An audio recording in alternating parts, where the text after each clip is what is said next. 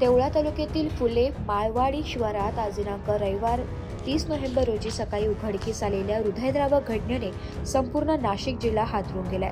एकाच कुटुंबातील 4 जण मृतावस्थेत आढळल्याने परिसरात भीतीचे आणि शोकाचे वातावरण निर्माण झाले। 2 निरागस मुलांचाही मृत्यू झाल्याने घटना अधिकच गंभीर स्वरूपाची बनली आहे। 40 वर्षीय गोविंद बाळू शेळके हे गळफास घेतलेल्या अवस्थेत सापडले, तर त्यांची पत्नी कोमल गोविंद शेवाळे वर्ष 35, मुलगी खुशी वर्ष 8 आणि धाकटा मुलगा श्याम 1.5 वर्ष यांचे मृतदेह घरातील पलंगावर झोपलेल्या अवस्थेत आढळले। 3 जणांचा मृतदेह पाहता मृत्यू कशामुळे झाला याबाबत अनेक तर्कवितर्कांना उधाण आले। घटनास्थळाचे स्वरूप पाहता ही हत्या की आत्महत्या हा गंभीर प्रश्न निर्माण झाला। गोविंद शेवाळे यांनी प्रथम स्वतः गळफास घेतला की आधी इतर 3घांचा मृत्यू झाल्यानंतर आत्महत्या केली याबाबत स्पष्ट माहिती मिळू शकलेली नाही।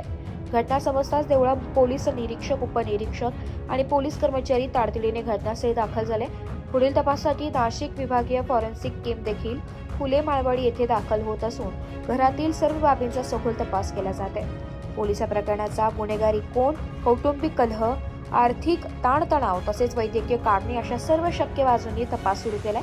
प्राथमिक माहिती मिळत असली तरी मृत्यूचे नेमके कारण पोस्टमॉर्टम अहवालानंतरच स्पष्ट होणार आहे। या संपूर्ण घटनेने फुले माळवाडी परिसरात प्रचंड खळबळ माजली असून गावावर शोककळा पसरली आहे। 2 निरागस मुलांचा मृत्यू पाहून गावकऱ्यांच्या डोळ्यात अश्रू तरळले आहे।